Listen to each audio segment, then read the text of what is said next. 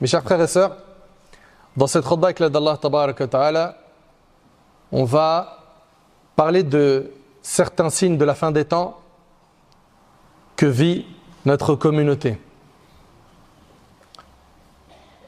Nous allons parler de certains signes de la fin des temps que vit notre communauté. Ahbab al-Kiram, mes chers frères, mes chères sœurs, ces signes qui sont dans nos textes, je parle ici des signes de la fin des temps, ont pour objectif de nous faire comprendre que plus ils vont apparaître, plus le jour du jugement est proche. Cela signifie que ce bas monde qui est éphémère, il ne va pas tarder à disparaître. Mes chers frères, mes chères sœurs, on va commencer, Inch'Allah, ces quelques signes de la fin des temps que vit notre communauté par un signe que l'on voit aujourd'hui. Ce signe est le fait que de nombreuses personnes cherchent à nuire, à faire du tort, à faire du mal aux musulmans.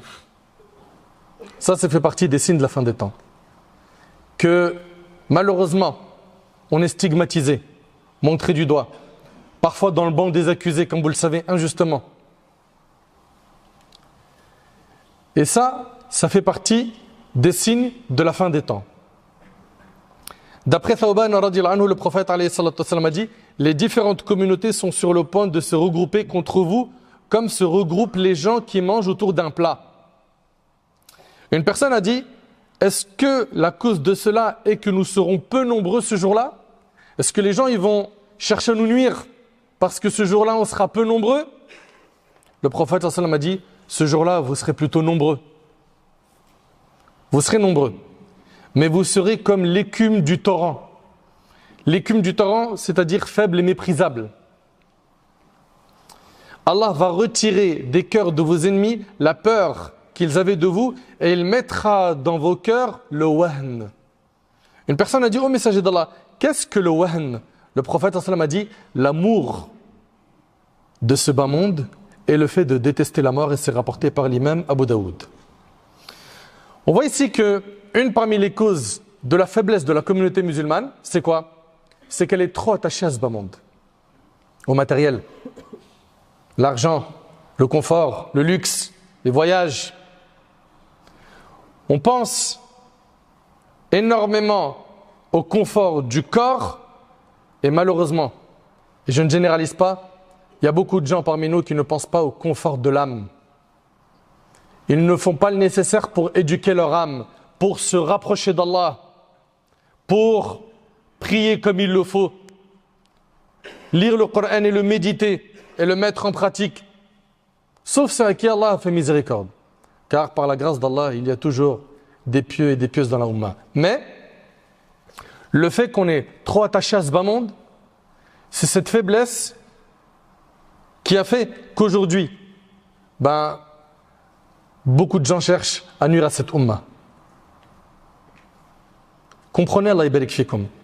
Et si on veut le soutien d'Allah, il faut impérativement se réformer.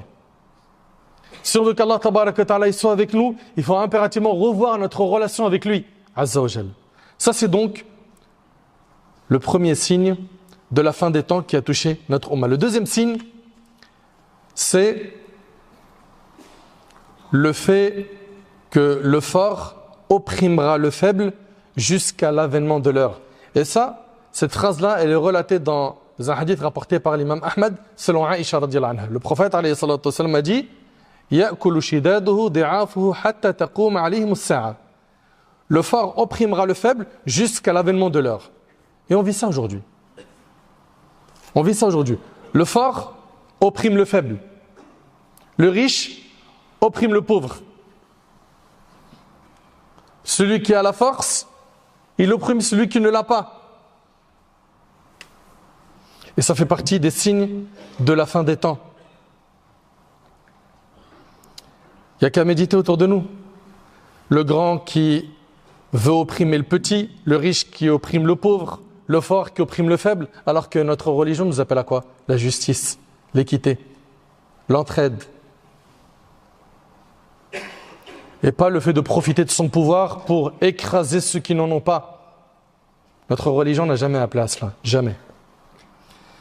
Troisième signe de la fin des temps que l'on vit, c'est le fait de ne plus se soucier de la provenance de notre argent. J'ai gagné de l'argent, puis je ne me pose pas de questions. Est-ce que cette transaction était halal ou haram? Je ne me pose pas de questions. Est-ce que j'avais le droit de signer ce contrat ou pas? Est-ce que j'avais le droit de faire cet achat dans ces conditions ou pas? On a tout le temps des questions qui reviennent beaucoup. Le leasing, plein de questions sur les transactions financières, sur des contrats. Ces questions sont très importantes et malheureusement, certains musulmans, certains de nos frères, certaines de nos sœurs ne se les posent même pas. Parfois, il va arriver dans une transaction, elle est un petit peu douteuse, c'est pas clairement haram, il dit c'est pas grave. C'est vrai que c'est pas top ce que j'ai fait, c'est un peu limite, ma'lish. Ça fait partie des signes de la fin des temps. Et ça montre que le cœur est mal entretenu. Le prophète, alayhi salatu wassalam, dans le hadith rapporté par l'imam al-Bukhari et Muslim, selon Abu Huraira radiyallahu anhu, il a dit « Une époque arrivera pendant laquelle l'homme ne se souciera pas de quelle façon il gagnera l'argent, de façon licite ou illicite. » On vit cette époque. Tu le dis, mais ce que tu es en train de faire là, c'est pas permis en islam.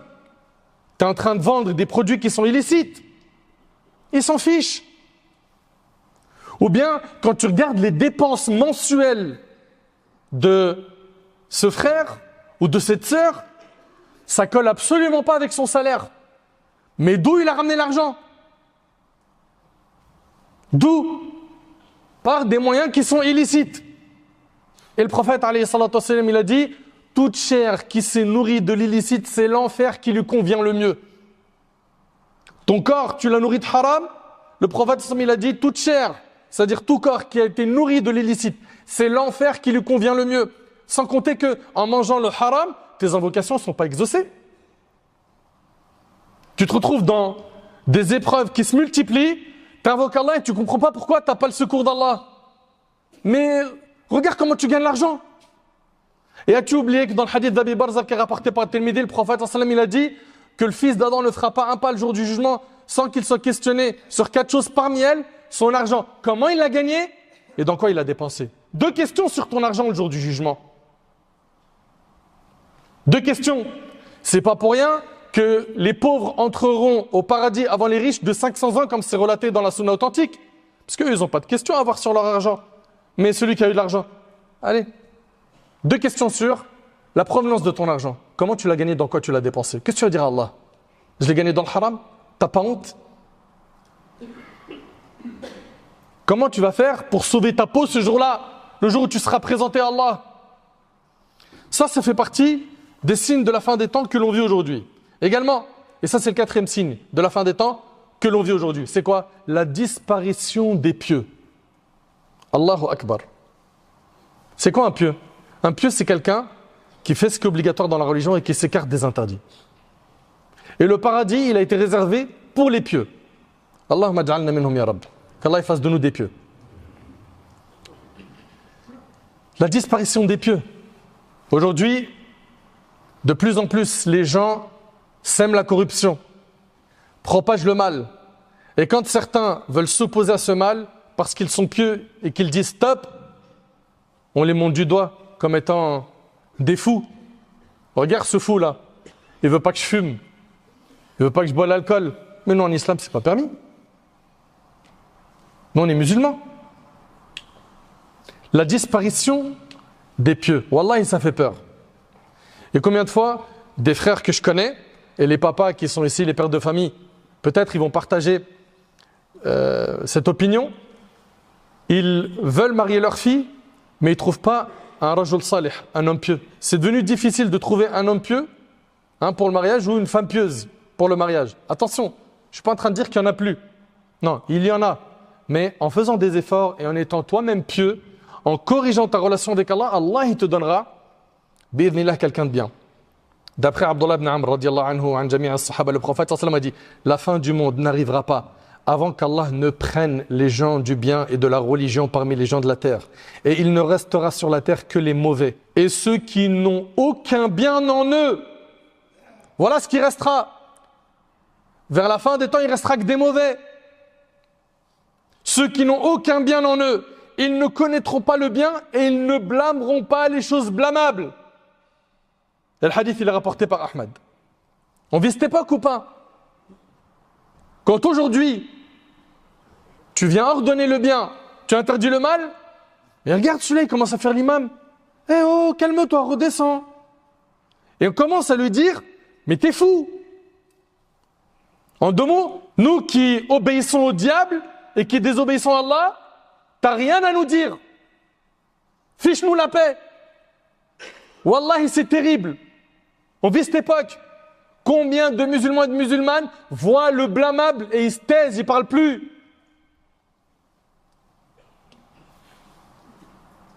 Le prophète alayhi salatu wassalam, n'a-t-il pas dit que celui qui voit un acte blâmable, qu'il le change avec sa main, s'il ne peut pas avec sa langue, s'il ne peut pas avec son cœur, et il a dit c'est le plus petit degré de la foi. Le plus petit degré de la foi, c'est que le cœur désapprouve l'acte blâmable.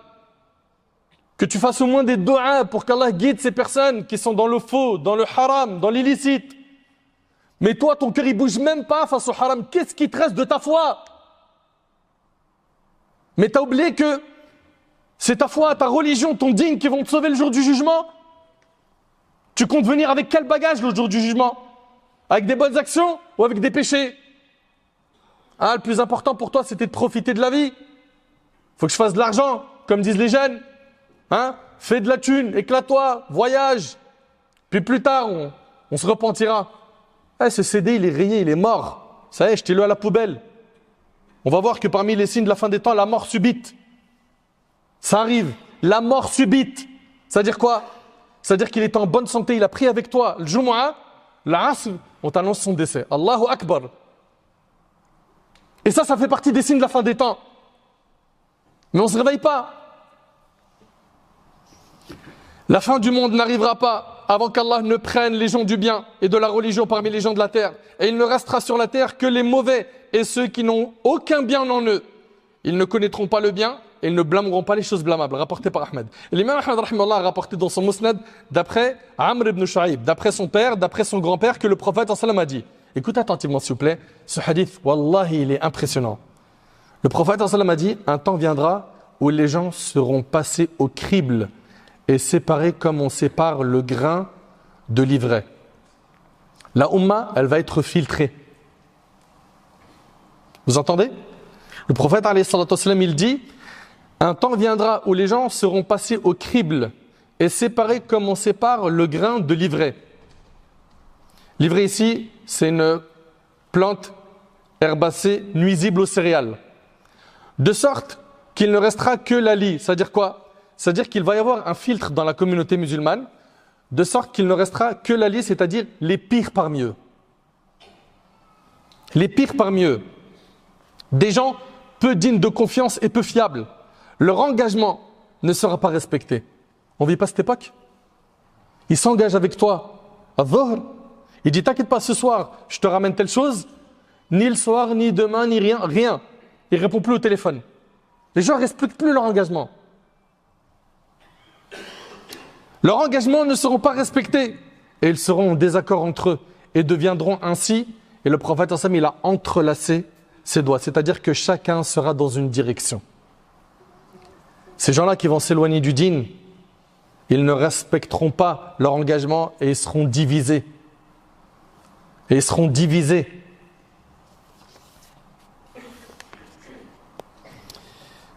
Le prophète alayhi salatu wassalam, a dit, la fin du monde n'arrivera pas avant qu'Allah ne prenne les gens du bien et de la religion parmi les gens de la terre. Donc ne vous étonnez pas qu'au fur et à mesure du temps, les pieux sont de moins en moins nombreux. Comparé à quoi? Ceux qui sont loin d'Allah. Ne vous étonnez pas. Ça fait partie des signes de la fin des temps. Et soyez-vous de cette minorité qui s'accroche à la religion. Même si autour de vous, vous voyez que c'est la corruption. Les gens n'ont plus de valeur. Ayez-vous des valeurs. Si autour de vous, les gens mentent, volent, tombent dans la médisance, trahissent, etc., ne soyez pas comme eux. Nagez à contre-courant. Ne soyez pas comme eux. Cinquième signe de la fin des temps, la mort subite. Selon Anas radiyallahu anhu, le prophète alayhi salatu wassalam a dit, parmi les signes précurseurs de l'heure, et il a cité, il est que la mort subite apparaîtra. Et le hadith, il est rapporté par At-Tabarani. La mort subite apparaîtra. On vit cette époque. Wallah, on vit cette époque. Combien de personnes aujourd'hui dépassent 70-80 ans? Le prophète sallallahu alayhi wa sallam, il a dit, ma communauté vivra entre 60 et 70 ans et peu d'entre eux dépasseront cet âge. Combien de gens meurent d'un coup, subitement? Je vous ai dit, il prie avec nous salat al-dhuhr, l'asr il n'est plus là. Il est sorti pour aller au travail, il n'est pas rentré chez lui. Le soir, on nous a annoncé son décès. Il marchait, crise cardiaque, ou bien thrombose cérébrale, ou bien une balle perdue. Et ça, on l'entend malheureusement dans les règlements de compte, dans nos cités. Dans mon quartier, il y a eu des jeunes qui se sont pris des balles perdues. Il n'avait rien à voir avec les règlements de compte, les embrouilles de cité. Il est sorti pour manger un sandwich. Il n'est pas rentré chez lui. Un autre, dans la ville voisine.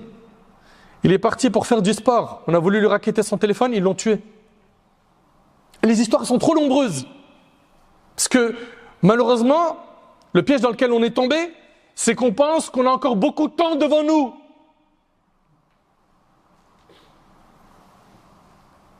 Non. L'ange de la mort, il peut venir à n'importe quel moment. Il faut qu'on soit sur nos gardes. Qu'on soit prêt à rencontrer Allah. Le 6e signe de la fin des temps, la multiplication des faux témoignages et le rejet des vrais témoins. Allahu Akbar. Aujourd'hui, un tel, il est dans une galère, il va se retrouver à être jugé, il va prendre quelqu'un, il va le payer pour un faux témoignage. Et ça, le prophète, alayhi salatu wassalam, il a dit, ne vous informerai-je pas des plus grands des péchés? Et à la fin, le prophète, sallam, dans le hadith, il est dit, il était accoudé, il s'assit et dit, écoutez bien, ainsi que la parole mensongère et le faux témoignage. Il ne cessa de répéter cela au point où nous nous dîmes si seulement il s'était tué, et c'est rapporté par Bukhari Muslim. Le prophète, alayhi salatu wassalam, dans le hadith rapporté par Ahmed, il a dit que avant la fin des temps, parmi les signes de la fin des temps, il a dit l'augmentation du faux témoignage et le rejet des vrais témoins. Donc il faut faire attention au faux témoignage. Et le rejet des vrais témoins. Aujourd'hui, quand on va ramener quelqu'un pour témoigner, on ramène un menteur. Quand on va ramener quelqu'un pour représenter une communauté, comme la nôtre par exemple, on va ramener un menteur. Le prophète sallallahu alayhi wa sallam, il a dit, viendra des années trompeuses. Des années trompeuses dans lesquelles le véridique sera accusé d'être menteur et le menteur d'être véridique. Le traître, on l'accusera d'être digne de confiance. Le traître, on dira qu'il est digne de confiance et le digne de confiance, on l'accusera d'être traître. Ça, c'est le prophète sallallahu alayhi wa sallam qui dit ça. Et il dit, et se prononcera Ar-Ruwaybida. Et Ar-Ruwaybida va se prononcer. On a dit au messager d'Allah, qui est Ar-Ruwaybida? Il a dit, c'est l'homme vil. L'homme vil qui se prononcera sur les affaires de la communauté. Il n'a rien à voir dans le fait de nous représenter et il prend la parole au nom de la communauté. On ne vit pas ça? Tous ces signes de la fin des temps, pourquoi est-ce qu'on les a évoqués? Pour que vous compreniez que l'heure est proche. Allah Ta'ala dit l'heure est proche et la lune s'est fendue. L'heure est proche. Quand est-ce que le jour du jugement va arriver exactement? On ne sait pas. Il n'y a qu'Allah Ta'ala qui a la connaissance de l'heure.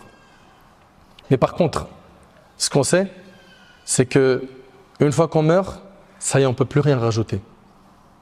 C'est pour cela, mes frères, mes sœurs, qu'on réalise que nous sommes favorisés. Alhamdulillah, on est encore en vie. On peut encore œuvrer, on peut encore se repentir, on peut encore se remettre en question. On peut encore demander à Allah subhanahu wa ta'ala de nous pardonner, d'accepter notre repentir. Et si on fait du bien dans ce qui nous reste à vivre, qu'on multiplie les demandes de pardon, qu'on se repent, etc., Allah subhanahu wa ta'ala, il nous pardonnera notre passé et bi'idhnillah, il nous prévoira le paradis comme destination finale. Enfin, j'implore Allah subhanahu wa ta'ala de nous accorder une bonne compréhension de sa religion. J'implore Allah tabaraka wa ta'ala de nous accorder la piété, de nous guider vers le droit chemin. J'implore Allah tabaraka wa ta'ala de faire que nous ayons une bonne fin. Qu'Allah tabaraka wa ta'ala nous accorde une bonne fin